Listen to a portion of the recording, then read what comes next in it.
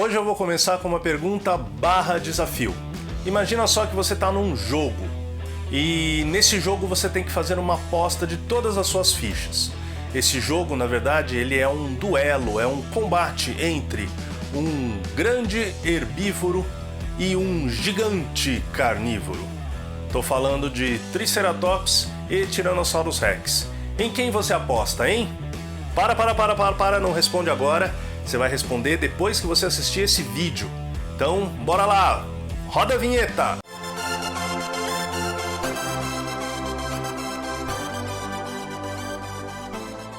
Fala pessoal, olha eu aqui de novo, eu sou Luiz Mello e você está no canal Dinosfera. Eu vou começar esse vídeo então pedindo para você já se inscrever e para você deixar o seu like, porque o vídeo de hoje sem dúvida nenhuma vai merecer o seu like. Sabe por quê? Porque no final do vídeo de hoje, se você assistir até o final, você vai ficar sabendo o que os paleontólogos conhecem sobre esse grande combate, esse grande duelo entre o Triceratops e o Tyrannosaurus Rex. Então fica até o final que você vai conhecer a opinião dos especialistas, hein? Não perde não. Antes de falar desse assunto então, como o vídeo de hoje pertence à playlist A Mais, eu vou falar então para você algumas informações a mais sobre o nosso querido Triceratops. Então vamos lá, vamos começar. O Triceratops, sem dúvida nenhuma, é um dos dinossauros mais bem estudados do mundo. Isso porque já faz muito tempo que ele foi descoberto e existe uma quantidade muito grande de fósseis a respeito desse animal. Então, apesar de todo o conhecimento que já temos sobre esse dinossauro tão interessante, ainda restam ali algumas informações a serem conseguidas, a serem definidas sobre a morfologia, sobre o hábito, sobre algumas informações, algumas características desse dinossauro. Num desses estudos foi feita então a comparação detalhada entre crânios de diferentes espécies de ceratopsídeos. E foi possível encontrar ali entre essas espécies, e uma delas era de Triceratops, foi possível então identificar a ocorrência de um processo evolutivo chamado heterocronia. Isso aí o que significa? Heterocronia a gente usa para descrever um desenvolvimento, né, de algum ser quando comparado a outro, ocorrendo de maneira desconexa. Então, cada um ocorre ao seu tempo. Então, é a diferença entre a duração ou entre o tempo de acontecimento de algum desenvolvimento ou de algum passo evolutivo aí, quando você compara duas espécies, ou então quando você compara dentro de uma mesma espécie indivíduos de várias idades. Então foi feito esse estudo, onde os crânios foram estudados e foi identificada que existe heterocronia em Triceratops. Portanto, ali a gente observa que, embora sejam todos ceratopsídeos, pertencem ao mesmo grupo, cada um tem o seu ritmo de desenvolvimento particular. Então, a partir do estudo dos fósseis, foi possível identificar essa característica. Poxa vida, mas o que isso traz de informação importante para nós, né? Bom, se você pensar no seguinte, dá para estudar a heterocronia com espécies, com animais que existem hoje em dia? Sem dúvida nenhuma que dá. E como que a gente faria isso? A gente pegaria 2, 3, 4 espécies, observaria como elas se desenvolvem ao longo da vida, desde o nascimento até o adulto, e compararia ali as modificações que elas sofrem e o tempo dessas modificações em cada uma dessas espécies. É um estudo trabalhoso? Sem dúvida nenhuma, não é nada curto, né? Mas dá para fazer sem muita dificuldade. Agora imagina um estudo desse sendo feito com fósseis, né? Que você não tem ali a possibilidade de analisar esse tempo, ele transcorrendo, ele acontecendo ali ao vivo, né? Você só trabalha com as evidências, com os fósseis, com os crânios. Então é um trabalho muito mais difícil, muito mais complicado, porque até você conseguir todas as informações para fazer esse tipo de estudo, você precisa fazer um grande esforço de coleta e ter os fósseis certos para poder observar essas características. Então, sem dúvida nenhuma, foi um trabalho que acrescentou muito aí ao conhecimento sobre o Triceratops, né? E um outro trabalho que vai mais ou menos nessa linha, que trabalha também com a parte do crânio desses animais, foi um trabalho também recente que analisou ali, foi coletado na verdade um crânio parcial e uma mandíbula inferior de Triceratops, provavelmente pela posição em que foi encontrado era do Triceratops prorsus e não do Triceratops horridus. Mas não importa, ajudou da mesma maneira, né? Porque entre algumas características que a gente ainda não conhece do desenvolvimento do Triceratops estão justamente informações relacionadas aos estágios mais iniciais ali do desenvolvimento. Então pode ser o estágio de bebê, né? Porque foi dividido assim, a ontogenia, o desenvolvimento ali do Triceratops. Tem um estágio que é de bebê, o outro que é chamado de jovem, né, ou juvenil, depois você tem um semi-adulto ou subadulto e depois o estágio adulto, né? Então dessas fases mais iniciais ainda faltam algumas informações. Então justamente esse fóssil que eu estava mencionando, que é um crânio parcial e uma mandíbula inferior, ajudaram ali a preencher algumas dessas lacunas de informação sobre justamente como era o crânio, né, desses animais quando jovens. E ainda nessa linha de pesquisa, né, sobre o desenvolvimento ontogenético, recentemente também foi feito aí um estudo bastante completo em cima de jovens, de outros crânios de jovens, né, buscando ali outras informações sobre o Triceratops. Isso porque o Triceratops ele é talvez o dinossauro, um dos dinossauros mais bem conhecidos com relação à sua ontogenia, ou seja, desde o recém-nascido até o adulto. Isso porque só de crânio já são mais de 100 crânios coletados, fora os outros ossos do corpo. Então a gente já tem um panorama, uma visão ali bastante completa sobre o desenvolvimento desse animal. Mas ainda, né, como eu falei há pouco, ainda restam ali algumas informações a serem obtidas, especialmente sobre as fases mais iniciais. Então esse estudo que foi feito com o crânio jovem ajudou justamente a entender uma parte ali obscura até então sobre a ligação do escudo, né, aquele prolongamento do crânio, com o próprio crânio. Nos adultos, essa união dessas duas partes ela já está fixada, ela já está consolidada, então é fácil você observar. Agora, nos jovens que ainda estão desenvolvendo o seu crânio, não existe essa ligação entre essas duas partes de uma maneira tão rígida, de modo que a maioria dos fósseis encontrados de crânios de indivíduos jovens não tinham essas partes, então faltava essa informação. E justamente esse crânio que foi estudado, ele apresentava essa parte que é chamada de epiparietal, né, a ligação ali entre o escudo e uma parte do crânio, e apresentava essa característica finalmente, e aí puderam descrever e entender mais essa pecinha do quebra-cabeça do incrível Triceratops. Um aspecto bastante interessante que eu encontrei durante as minhas pesquisas foi que os estudos envolvendo o Triceratops estão indo por um caminho muito particular.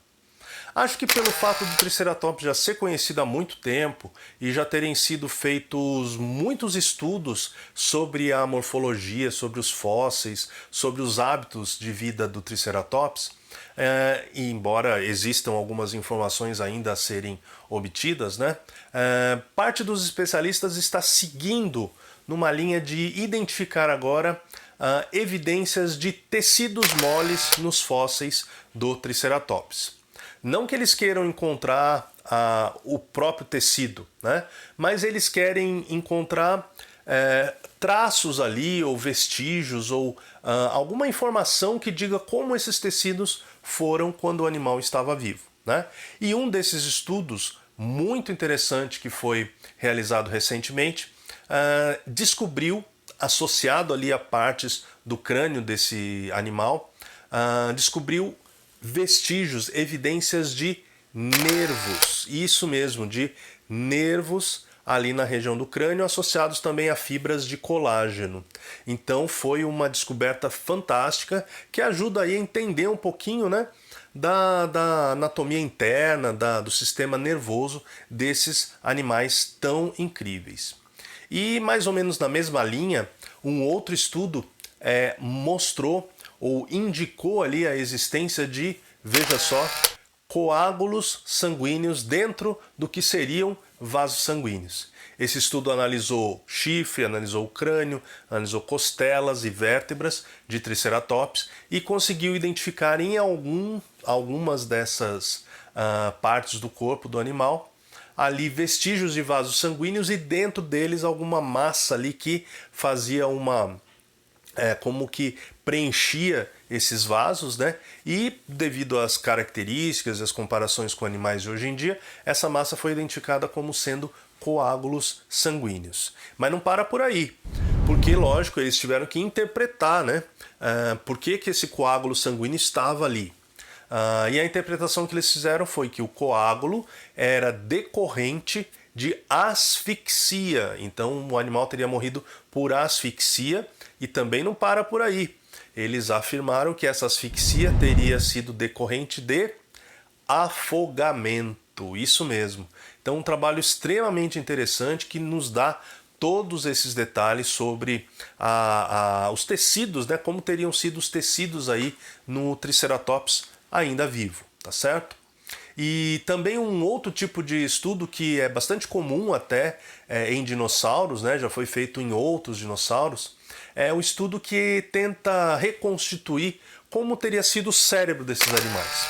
Então eles pegam o crânio, fazem ali alguns exames de imagem, como por exemplo tomografia, né, computadorizada, e eles obtêm uma imagem 3D do cérebro do animal, e aí eles podem, a partir do momento que eles comparam com outros répteis ou outros animais atuais, que a gente tem o controle de onde está cada parte, né, ali no cérebro, que controla a visão, o olfato, a audição e outras funções aí do corpo. Então eles tentam também identificar ali como que estavam distribuídas as funções do cérebro naquele dinossauro. E para o Triceratops foi bastante interessante. Eles reconstituíram ali a parte do que seria o cérebro, reconstituíram também a parte do ouvido interno, né? E chegaram a duas conclusões ali bem legais. A primeira é relacionada ao cérebro. Então eles analisaram ali e viram aonde estaria a região que controlaria o olfato, que é chamada de bulbo olfatório ou bulbo olfativo. E perceberam que quando você compara essa área com a de outros dinossauros, no Triceratops essa área ela era relativamente menor. Isso indicava então que esse animal deveria ter um olfato não tão bom, não tão apurado, né? Mas, de qualquer maneira, deveria usar o olfato para alguma coisa. E com relação a outra informação desse mesmo trabalho, dizia respeito ao ouvido. Então foi analisado ali, foram feitas medidas no ouvido interno, que seria a estrutura do ouvido interno, e chegou-se à seguinte conclusão. O Triceratops ele era capaz de ouvir sons de baixa frequência. Para você entender o que é isso, essa classificação de baixa frequência ou alta frequência, ela é dada de acordo com aquilo que nós, seres humanos, conseguimos ouvir. Então nós conseguimos escutar ali no intervalo de frequência de som. Então o que é menor do que esse intervalo é o infrassom, ou sons de baixa frequência. E o que é maior que esse intervalo é o ultrassom, ou sons de alta frequência. Então o Triceratops seria capaz de escutar ou de se comunicar usando sons de baixa frequência, né? Isso para um dinossauro, você descobrir isso para um dinossauro é uma coisa extremamente importante e interessante, ajuda aí a completar as informações que a gente tem sobre os hábitos de vida ou a ecologia desse animal, né? Mas se você pensar em termos dos animais, isso não é uma novidade, porque vários outros animais, vertebrados, eles usam os sons de baixa frequência para a sua comunicação, né? A gente vê isso, por exemplo, em baleias, vê isso em rinocerontes, vê isso até em girafas, né? Então existem muitos vertebrados que usam a mesma estratégia que o Triceratops deve ter usado quando estava vivo. Bom, agora chegou o momento mais aguardado. Só que antes dele, vou perguntar para você, já se inscreveu no canal? Então vai lá, não custa nada, um segundinho ali, você aperta o botãozinho inscrever-se e beleza. Aproveita que você apertou inscrever-se, aperta também o das notificações. Aí você fica sabendo de todos os vídeos que a gente lançar aqui no canal, tá? E também dá seu like, né? pô, dá seu like. Tudo que eu falei até agora já merece o seu like, mas agora vai ter a cereja do bolo, que é lá a questão do combate entre Triceratops e Tiranossauros. Então, já se preparando para isso, dá o seu like, deixa o seu like garantido e vamos então para as informações. Bom, é o seguinte, uma dúvida que todo mundo tem, desde criancinhas até adultos que têm interesses aí por dinossauro e sabem que Triceratops e Tiranossauros conviveram tanto no tempo quanto no espaço, né? Viveram ali nos mesmos locais e na mesma época. Então, quando a pessoa sabe disso, ela logo pensa, né? Puxa, um é predador, carnívoro, o outro é herbívoro. Será que houve um combate entre os dois?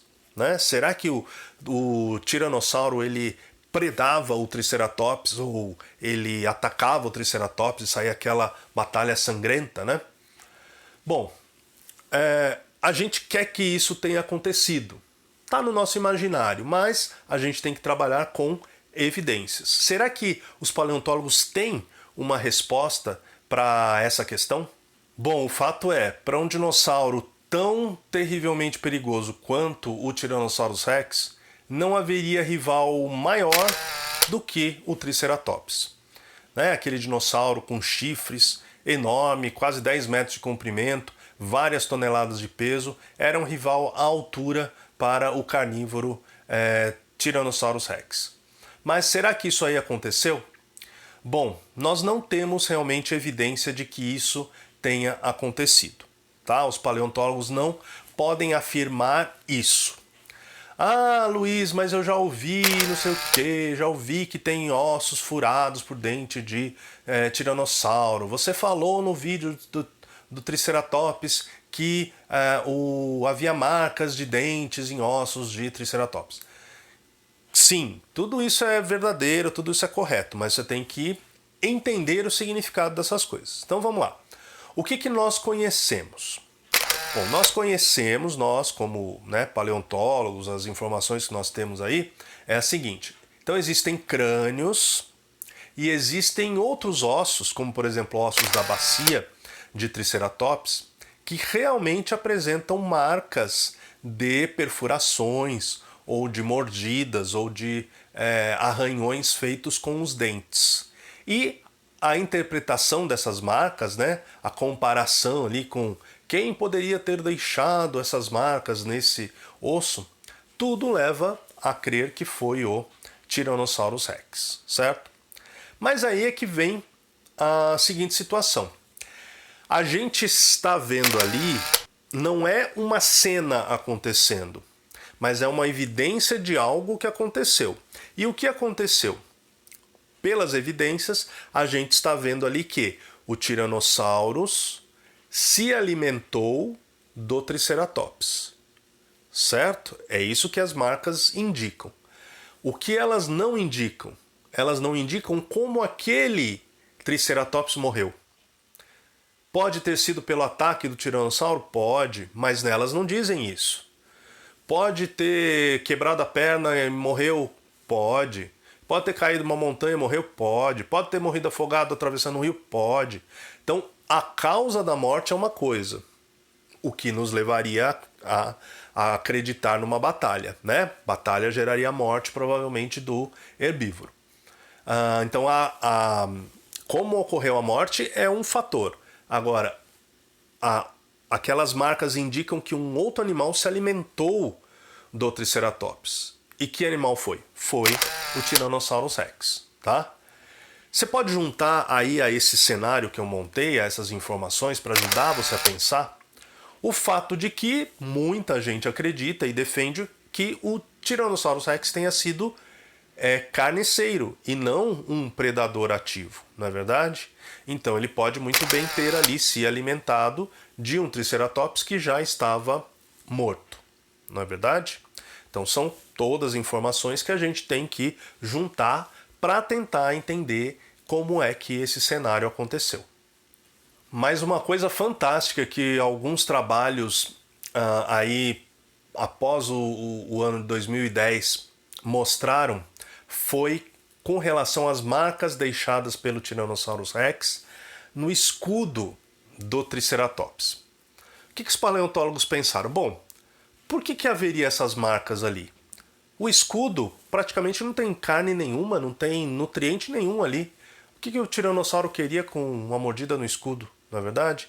A carne estaria nas pernas, estaria no corpo, tem as vísceras, mas o escudo... Então, pensando nisso, por que estariam aquelas marcas no escudo do Triceratops? Os paleontólogos imaginaram uma sequência de desarticulação do Triceratops feita pelo tiranossauro. Então, na verdade, é assim. Você pode ver aí pelas imagens que a interpretação dos paleontólogos é de que o Triceratops ele mordia o escudo como um ponto de apoio, segurava o resto do corpo com suas patas ou com o peso do seu próprio corpo e movia a cabeça do Triceratops para frente, né, através ali segurando com a boca pelo escudo. E isso desmembraria a cabeça do restante do corpo, abrindo ali uma possibilidade enorme para o Triceratops justamente se alimentar da carne, das vísceras que teriam ali na região do pescoço e depois no restante do corpo. Então ele conseguiria se livrar daquele empecilho que é o crânio, com os chifres, com o escudo, né? E poderia ali se fartar com aquele banquete maravilhoso de muitas toneladas de dinossauro. Então, para fechar essa história, mais 2 pontos então que eu gostaria de abordar. É o seguinte, até hoje não foi encontrado nenhum osso de Triceratops que tenha ali marcas claras de mordida de tiranossauro e que tenha sido regenerado ou tenha se curado, né? E mantendo ali o animal então vivo. Então isso não foi encontrado. Também não foi encontrado nenhum osso de tiranossauro que tenha sido ali quebrado ou machucado de alguma maneira, né, destruído ali por causa do Triceratops, então de uma chifrada ali do Triceratops. Nada disso foi encontrado. E esses seriam vestígios naturais da gente esperar de um confronto entre essas duas feras, né, esses dois gigantes aí da Era Cretácica. Então, ainda pode ser que isso venha a acontecer, da gente encontrar essas evidências, mas até agora não, né?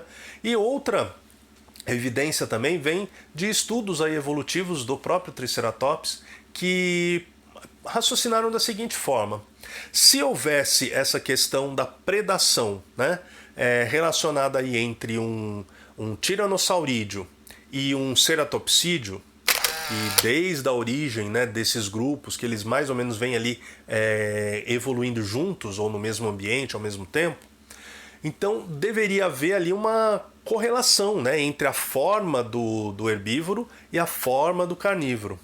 E isso não foi observado no estudo evolutivo aí entre os ceratopsídeos, né? Então observaram que o crânio deles, os chifres, o escudo, nos diferentes ceratopsídeos eles serviam para diferentes funções. Era para defesa também? Sim, provavelmente ajudava bastante, mas não era talvez a função principal, sendo então mais associados à questão de comunicação, conforme eu mencionei no vídeo sobre o próprio Triceratops, né? Então, caso houvesse essa pressão, né, dos tiranossaurídeos como os principais predadores dos ceratopsídeos, isso daí deveria estar mais evidente nas formas, principalmente do herbívoro, que teriam que ser ali formas de defesa, né? Mas isso não foi observado, né? Portanto, até agora nós não podemos dizer se esse grande combate aconteceu, tá bom? Bom, é isso. Essas foram as informações então para o nosso Triceratops a mais. Espero que você tenha gostado, tenha completado aí as informações sobre esse fantástico dinossauro.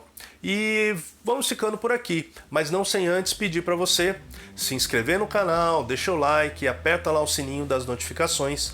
Também compartilha o vídeo e comenta bastante. Diz aí, concorda, não concorda? Foi carniceiro? Foi predador? O Triceratops, ele batalhou com o Tyrannosaurus Rex? Vamos lá, deixa a sua mensagem pra gente. Usa aí os canais de comunicação, as redes sociais com a Dinosfera no Facebook, no Instagram, é @adinosfera. Bem facinho. Então é isso. O vídeo de hoje vai ficando por aqui. Valeu!